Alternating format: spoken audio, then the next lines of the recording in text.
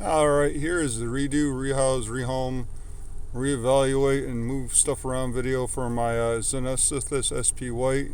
The reason why I had to do this is I originally had the pothos that you see up front here in behind the skull in the corner there, and he had, in his attempt to build a den, he dug out all the roots and everything and killed the original plants.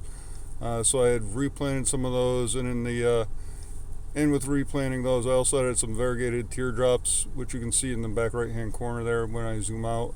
In the meantime, what you can see is he's actually in there. He's hiding in that skull, and there's a little crevice there that I'll point out with a paintbrush. There it is. That he's hiding up in there. He's done it since he was just a little baby, so he can hide himself very well and make it very hard to get him out when you have to do any work in his enclosure. The Xenesthis species of spiders generally like a very humid environment, which is why in this particular enclosure, even though it's a 12 by 12, there is somewhere between 3 to 4 inches of substrate in the bottom to help hold in enough moisture for him, so I don't have to worry about them drying out, because they are particularly prone to, if they dry out, they will die rather rapidly, and I don't need that. Up next, what you're going to see is a hyperlapse version of what I was doing while I redid his enclosure. It's like 30 seconds long or so. Here it comes, and there it goes. Ready? And one. Ah. So this is what I was doing. I just took out all the old stuff. He was in the skull, so I was trying to be careful with it. You can see the little bugs walking around in there are the isopods, and I believe the springtails are still thriving in his enclosure. So that's what you see. All those little things, little dots you see moving around, that's what those are all doing, what they all are. They're actually beneficial to help break down any gook in the enclosure. And there you go. That was it. Easy as.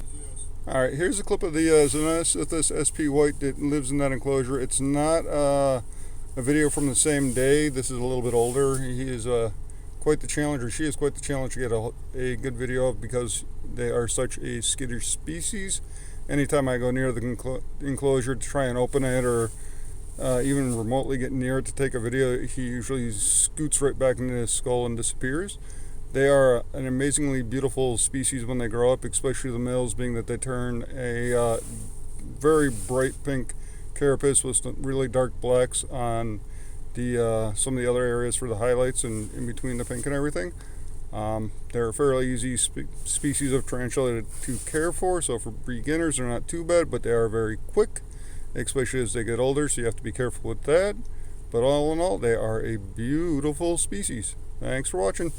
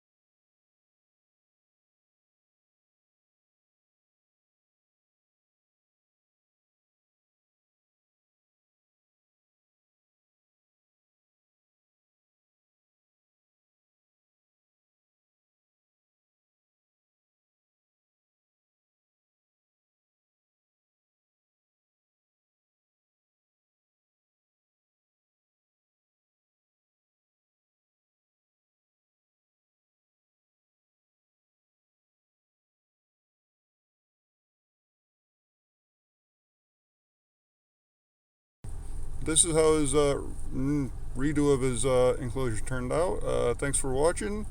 Hope you'd enjoy this little clip. And stay with me, these will get better, and please subscribe for more.